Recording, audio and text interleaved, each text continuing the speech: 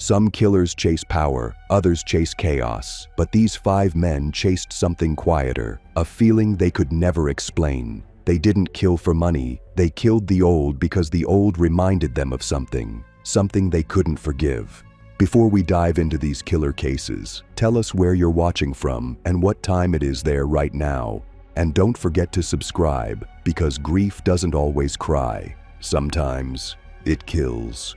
Henry Dolan wasn't always a monster. He used to be someone's son, someone's neighbor, someone's quiet shadow on the porch steps in small-town Missouri. But life has a way of folding men into corners they can't escape from. Henry had been a caregiver once, the kind who changed bedpans for dying people who forgot their own names. His mother was the first. Alzheimer's, late stage, a woman who once sang lullabies now shrieking at coat racks like they were enemies. He fed her, wiped her, listened to her sob for hours about a husband who'd been dead 20 years. He never left the house. His youth drained in real time, one sponge bath at a time. Then one day she died choking on pudding. No goodbyes, no closure, just silence and a hospice invoice. After the funeral, no one called, no one came. The town moved on. Henry didn't. He kept the habit, the routine. He'd knock on the doors of elderly widows, bringing fake pamphlets for meal delivery programs or local senior watch. Always gentle, always soft-voiced, and always at 5 p.m., the hour he used to serve his mother dinner. They let him in. They always let him in. The first was Mrs. Braley, 78. She had a cat named Buttons and a shelf full of angel figurines. Henry offered to install a window latch, said there'd been break-ins on the block. She smiled, made tea, and talked about her dead husband for 40 minutes. Then, as she reached for a photo album, Henry stood behind her, wrapped the curtain cord around her neck, and pulled. He didn't shout, didn't cry. He held it like a seatbelt in a crash, firm, controlled. Her heels scraped the tile twice. Her tea cooled on the table. He cleaned everything. Took only the photo of her husband. Left no fingerprints. That became his ritual. Each woman reminded him of his mother, kind, broken, waiting to be remembered. Henry didn't hate them. He just didn't want them to keep existing without the people they loved. The second victim was strangled with her husband's tie, the third with a rosary cord. He always used something from the house, something that belonged to the dead, as if turning their grief into a weapon. Then he'd sit, quietly, and drink their tea. Before he left, he'd wipe the doorknob and leave a single knock behind him, 2 slow taps, like saying goodbye. But things cracked in 2007. One woman, Margaret Ellis, fought back. She stabbed Henry in the side with a knitting needle before he tightened the belt. Blood hit the wallpaper. He rushed the cleanup, didn't notice a single drop had landed inside a creased family Bible. Detectives found it days later. DNA matched a nurse assistant who'd vanished from employment records. He was traced to a motel off Route 52, living under the name John Pilgrim. When SWAT kicked the door in, he was sitting on the edge of the bed with a box of photos. All old women, all smiling, all dead. Henry didn't resist. He whispered, "They were all waiting for someone. I just helped them get there." They found 7 confirmed victims, possibly 9, but Henry only named 5. The others, he said, didn't need to be remembered. He's now serving life without parole, no cellmate, no visitors, just one window. And some nights, guards say, he knocks on the wall twice, slow, software, like a goodbye that never got answered. Henry didn't bury bodies. He didn't burn them or stuff them into basements.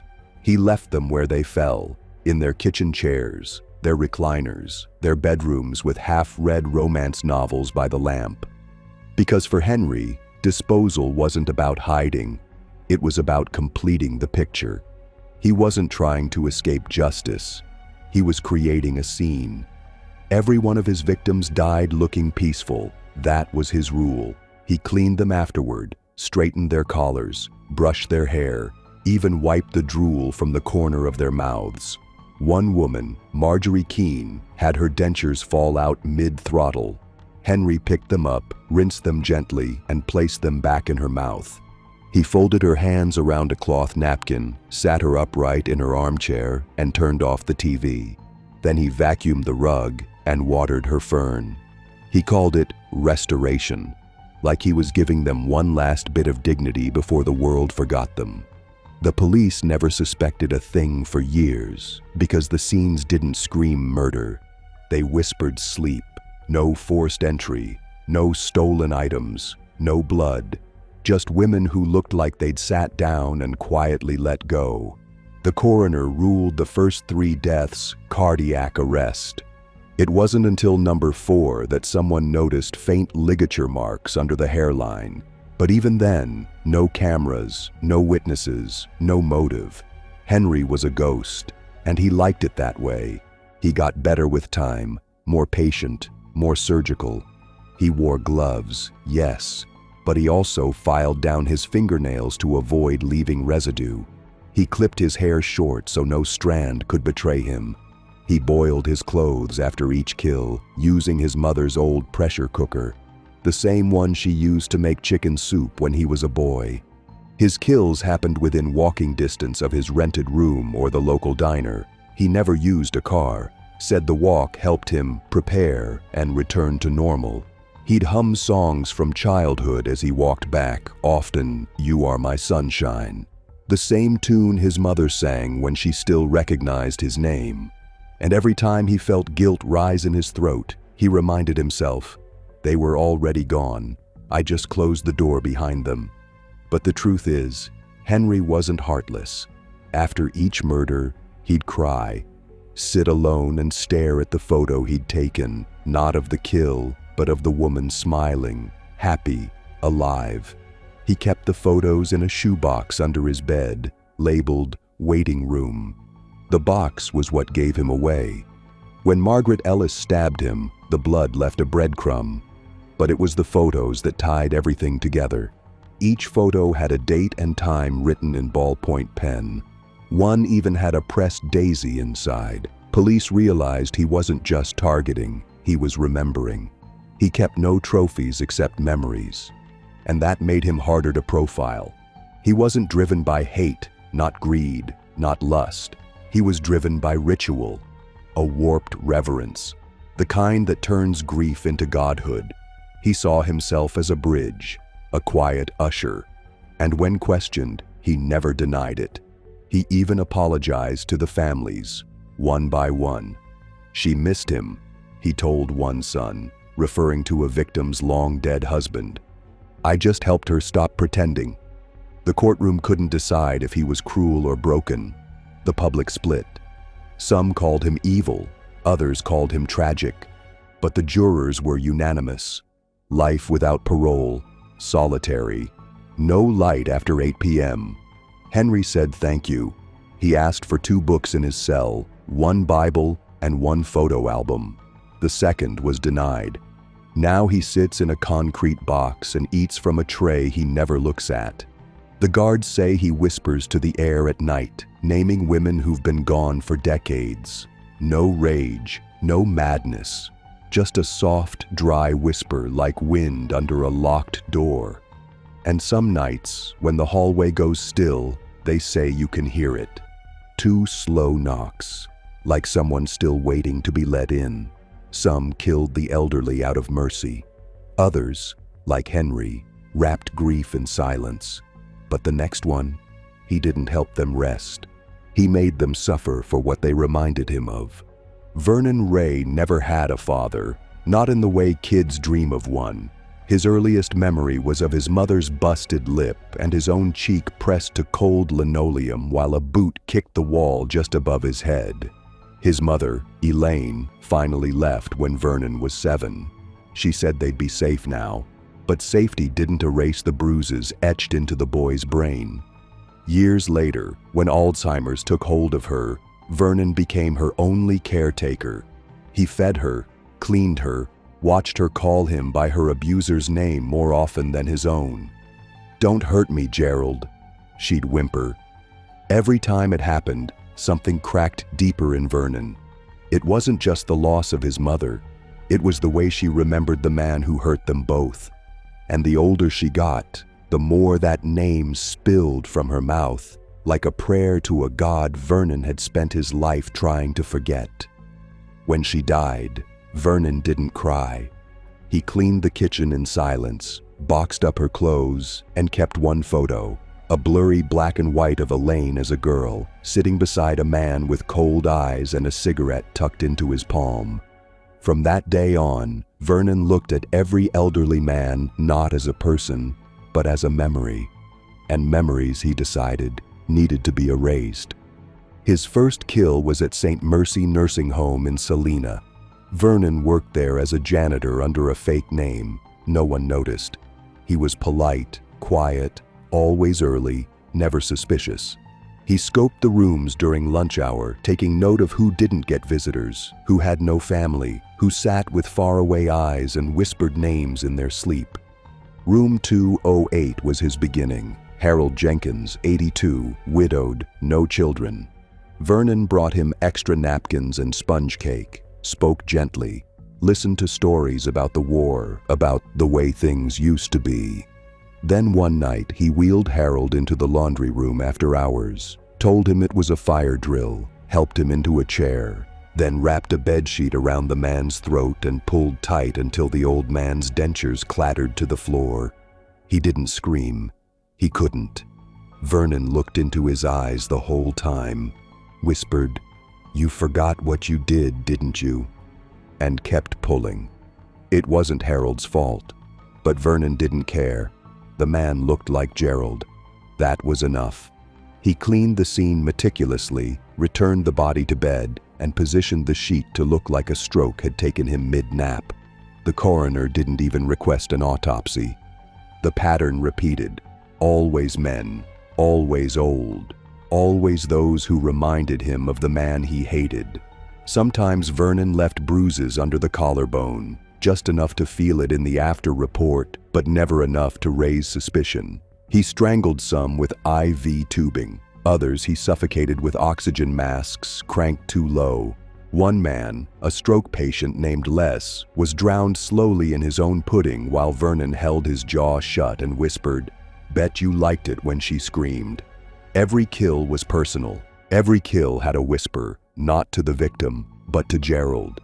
Vernon wasn't just murdering strangers. He was murdering the ghost of his mother's abuser over and over again. Each wrinkle, each coughing fit, each veiny hand gripping an armrest, it all pulled him back into childhood, and he refused to stay there. And just like Henry Dolan, Vernon was meticulous. No fingerprints, no staff interaction, no loose ends. He logged supply room entries with false times, disabled cameras during janitorial maintenance, and even manipulated patient logs to show medication errors or pre-existing conditions. He learned the system and turned it into a weapon. By 2001, Vernon Ray had killed 7 men across 3 facilities. But he wasn't reckless. He moved with silence, transferred under false names, often as temp maintenance staff for private elder care agencies. No flags, no fingerprints. He carried no phone, left no receipts, and used cash-only motels on the outskirts of town where no one asked questions. His victims were all the same in one regard. They died alone, with vague explanations in paperwork. Heart failure, complications due to age, unexpected respiratory decline. Vernon used what was already failing in them. He smothered one with a pillow that already carried his own drool, turned off another man's oxygen tank, then waited exactly 12 minutes, watching a silent battle unfold in slow motion while reading a Reader's Digest beside the bed. But it wasn't just the method that chilled investigators years later. It was what he did after. With each kill, Vernon wrote a single sentence, not on the wall, not in blood, but on the back page of the patient's intake file, hidden in a drawer no one ever checked. "She called your name last," or "You hit her in the hallway," or sometimes just, "This is for Elaine."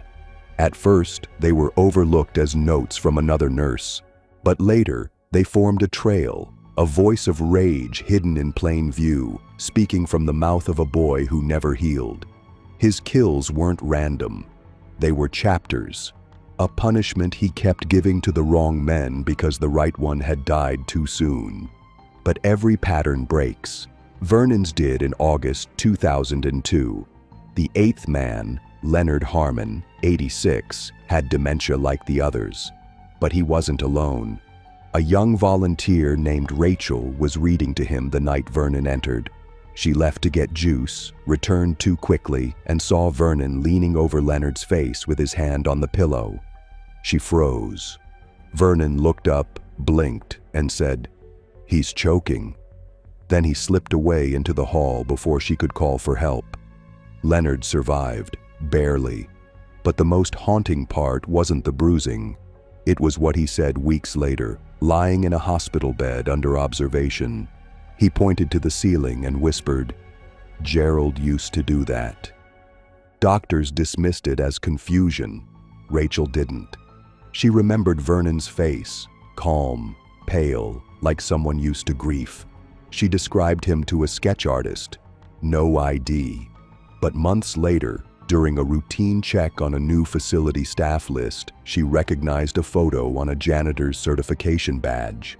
The name was different, but the face was the same. That tip triggered an investigation. Records were dug up. Autopsy requests were filed too late. But the messages, those handwritten phrases on patient documents, began to surface. 8 notes, same pen, same tight, slanted handwriting. Vernon was already gone. The motel he last stayed in had a drawer full of crumpled paper towels soaked in peroxide, 2 missing pillows, and a plastic bag with faded Polaroids, all of elderly men, all smiling, all gone. A search of nearby rental lockers led nowhere. He'd erased himself like he'd erased his targets, methodical, slow, without remorse. The last time anyone saw him was on a bus security camera, boarding alone at 4:06 a.m. heading west. He left behind no digital trail, no phone calls, no letters, just a single scrap of paper taped inside the motel mirror. He held her down. You just looked away. No one knew what it meant or who it was for, but Rachel believes it wasn't for the victims. It was for the world that let his mother suffer while no one stopped it. For the world that told Vernon to forgive while giving his mother dementia instead of peace. For a little boy who remembered too much and a man who never learned what to do with it. Vernon Ray is still wanted for questioning in Kansas and Missouri, but they don't expect to find him. Because some killers don't disappear into crowds, they disappear into grief. Some killed the elderly out of rage. Some, like Vernon, punished ghosts that were already dead. But Julian believed the old were broken clocks, and he was just there to stop the ticking. Julian Heath wasn't a monster when he began. He was, in fact, the kind of man every hospice agency prayed for, quiet, patient, strong enough to lift bedpans and fragile backs without flinching, soft-spoken enough to soothe final days. He entered elder care the same year his grandmother died, swearing no one else would pass in loneliness like she had. And for a while, he meant it. He read to them, brushed their hair, cooked simple meals when the nurses forgot. He sat beside strangers and held their hands as they slipped away. They called him sweetheart, dear boy, Julie, and every death left him with a bruise somewhere behind the eyes. But something cracked in Julian when one of the women, Margot Lane, begged him not to leave her alone for the night. She'd lost her son, didn't recognize her sister anymore, and kept asking the same question, "Am I still here?" Julian held her hand until she fell asleep. And when she died 3 days later, something inside him refused to forget that question. "Am I still here?" It echoed, grew roots. Julian started seeing the elderly not as patients, but as rooms with the lights still on, long after everyone else had left. and he decided maybe it was better to turn the lights off early, before the loneliness swallowed them whole. His first kill wasn't even called that. It was in Eureka, 2005. The woman was 89, comatose, and unresponsive for 2 weeks. The family had stopped visiting. Julian was alone with her in the middle of the night when the machine beeped, briefly, then reset. He watched her chest rise, stutter. He placed a warm hand on her brow, whispered, "It's okay," and unplugged the machine. She went quietly. No alarms, no autopsy. The doctor wrote natural decline on the file, and that was that. But something shifted in Julian that night. It wasn't the killing, it was the power, the silence, the control. He wasn't ending lives, he was choosing mercy. So he did it again, a month later, then 2 weeks after that. Soon, Julian became the angel of peace in 3 counties. Every time a patient under his care passed, there were flowers on the bedside table, music playing, and sheets smoothed. No struggle, no suspicion. Even when a patient's daughter noticed her mother had been off morphine for 2 days, yet died in perfect stillness, the staff brushed it off. Hospice is unpredictable, but Julian knew. He timed the deaths when no one else was around, covered their faces with warm cloths dampened in lavender. Some he suffocated gently with pillows while humming old songs. Others he simply unplugged and held close. His kills didn't look like murders. They looked like kindness. But there was a line, and Julian crossed it the night he killed Agnes Brewster, 74, who was still speaking, still eating soup, still asking about her cat. She wasn't dying. She was fading, but slowly. She told Julian, "I don't want to be alone." And in his twisted mind, that meant now. That meant, "I trust you to make it quick." So he drugged her pudding with crushed sleeping pills, then smothered her hours later with a heated towel. Afterward, he placed her doll collection around her pillow like a shrine. When staff found her, they called it peaceful.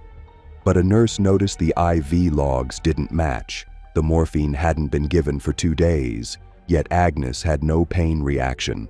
It was small, but enough to make someone curious. Her niece, a social worker, demanded a toxicology report. The sleeping pills showed up. The towel had traces of skin cells that didn't match. For the first time, Julian's halo cracked.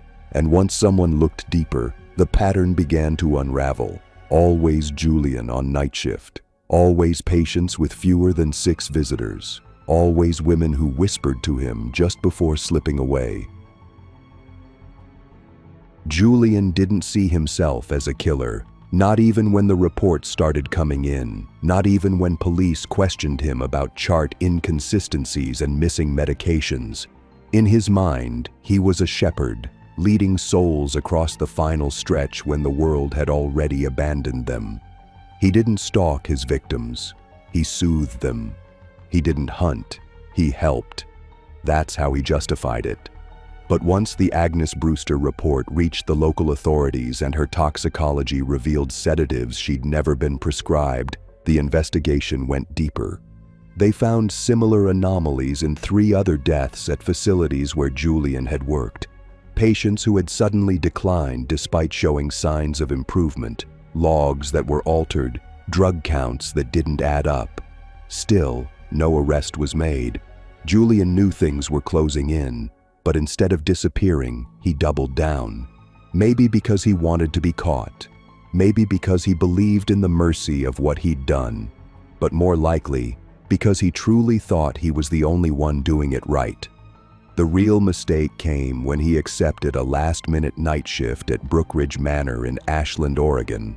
The patient was Darlene Mays, 79, strong lungs, arthritis, but stable. She reminded him of his grandmother, laughed even when her hands shook, asked him to sit with her because, "Your voice reminds me of the radio." That night, Julian unplugged her oxygen anyway. He told himself it was mercy. He told himself she would have wanted it. But it wasn't her time, and for once, someone saw him. Darlene's daughter had returned late from a canceled flight and arrived at the facility at 3:04 a.m., just as Julian was exiting the room with latex gloves tucked under his shirt. The daughter went in and found her mother struggling for breath, oxygen line coiled on the ground. She screamed. Staff rushed in. Julian backed away, said, "It must have fallen out," and tried to leave. But the night manager, a former RN with instincts sharpened by decades, asked him to stay. Police were called. The facility was placed under review. The latex gloves in Julian's locker still had Darlene's saliva on the fingertips.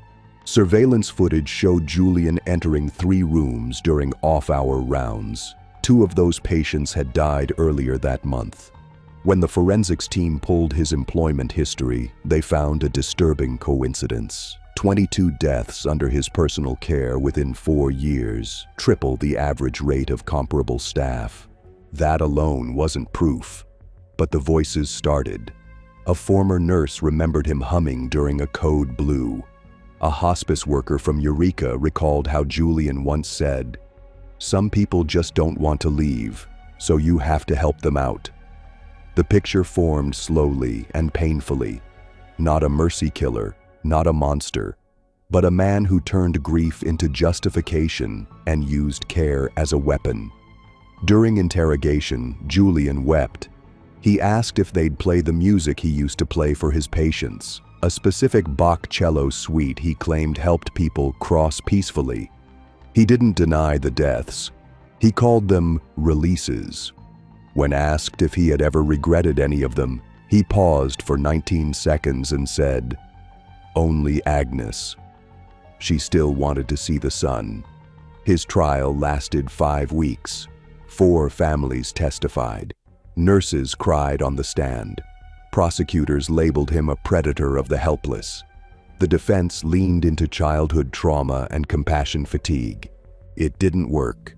Julian was sentenced to 6 consecutive life sentences, with the judge stating, "You were trusted to protect those who could not protect themselves.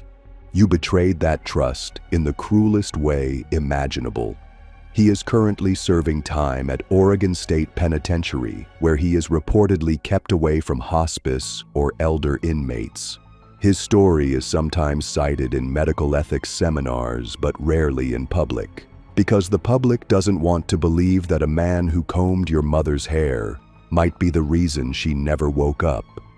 Julian gave death in silence, dressed as mercy. But Ellis Mercer didn't knock gently. He walked in smiling, toolbox in hand, and locked the door behind him. Because sometimes, the man you call to fix things is the one who's been watching everything fall apart. Ellis Mercer didn't look like danger. He looked like trust. 52, wiry frame, soft Appalachian accent, blue Dickies work shirt always tucked neat into faded jeans. He carried tools like they were part of his bones, a screwdriver in his back pocket, pliers in a leather holster, and a coffee-stained notebook full of names written in pencil. If your faucet dripped, your porch tilted, your smoke alarm chirped at 2 a.m., Ellis was your man. He charged almost nothing, showed up same day, never said no. And for the elderly who'd lost their husbands, sons, or the strength in their knees, he became more than a handyman. He was company, conversation, a lifeline. That's how he got close. Not through breaking in, but through being let in. The first known victim was Genevieve Marchant, 84, widow of a steelworker, still baked walnut pies for her neighbors. She called Ellis to fix a broken step. 2 days later, she was found in the garden shed, covered with a tarp, neck bruised, hands clasped as if in prayer. Police blamed a break-in gone wrong, but her neighbors swore there were no signs of forced entry, that she never locked her back door because Ellis always comes through that way. It wasn't just murder, it was betrayal, and it wasn't the last.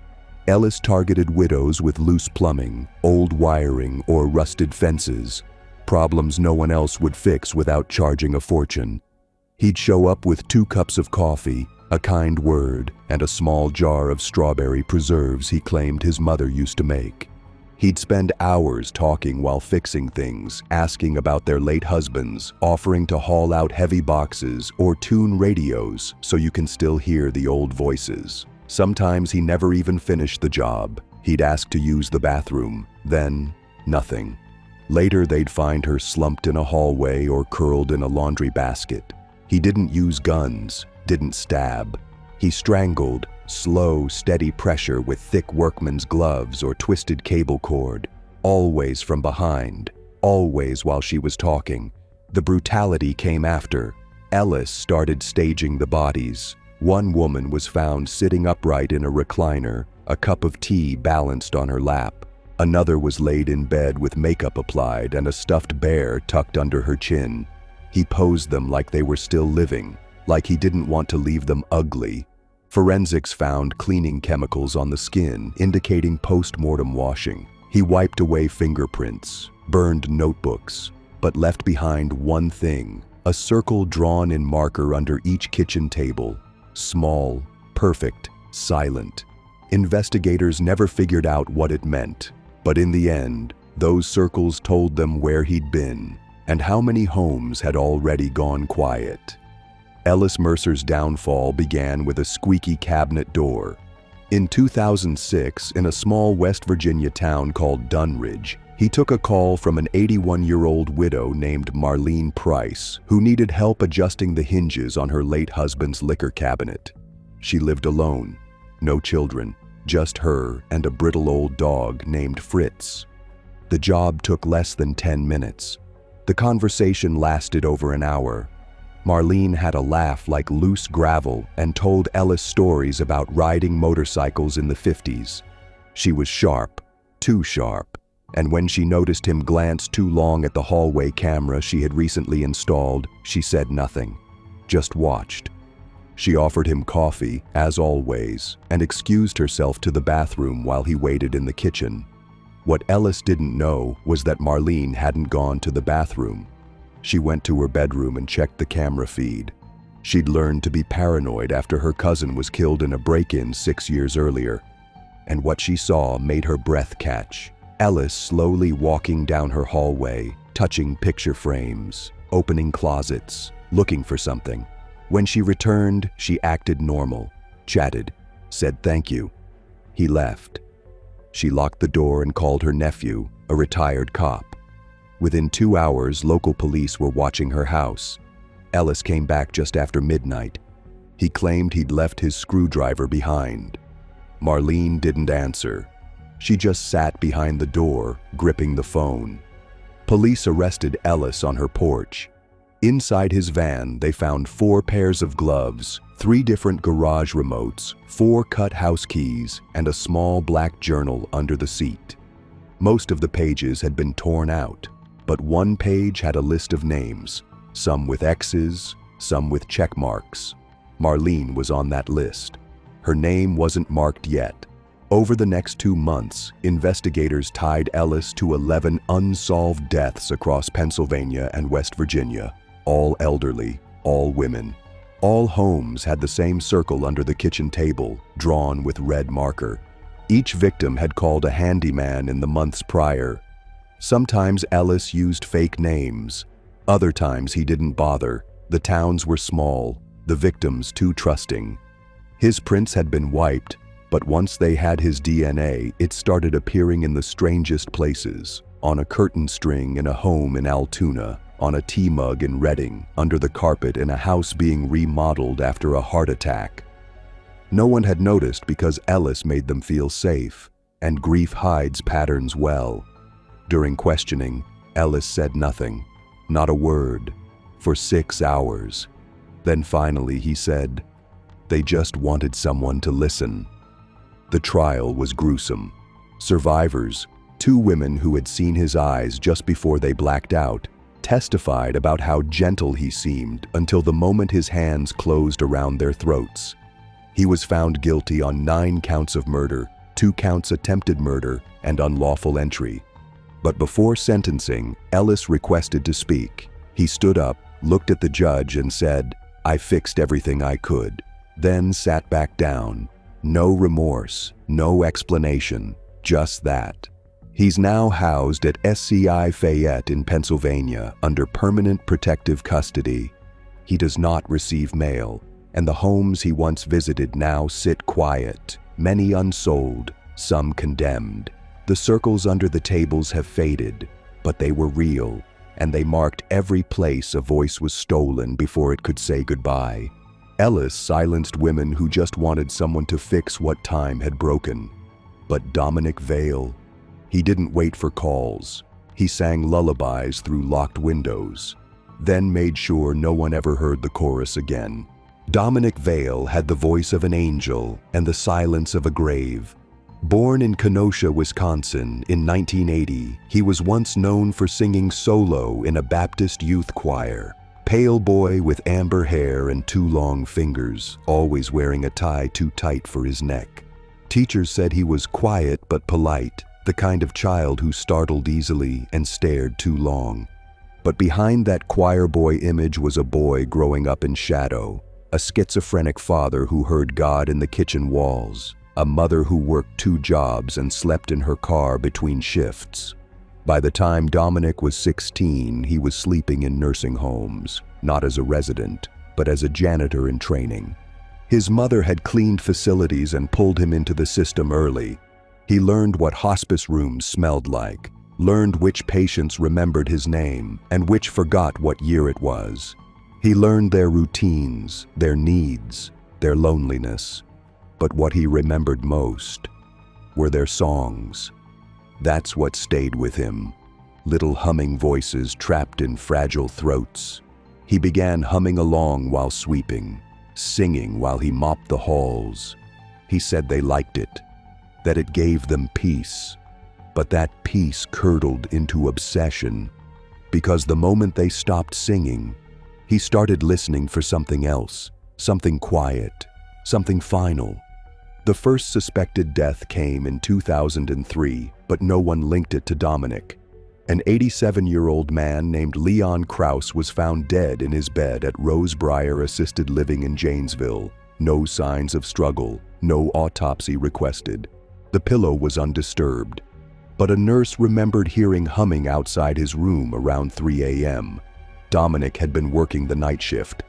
In the months that followed, 5 more deaths occurred, all under Dominic's shifts, all with unusual timing, all elderly patients who had no DNR but were suddenly found unresponsive.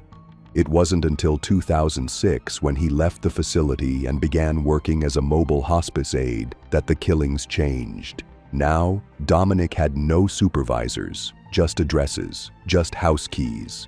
He sang in their kitchens while prepping medication, played piano chords on their walls.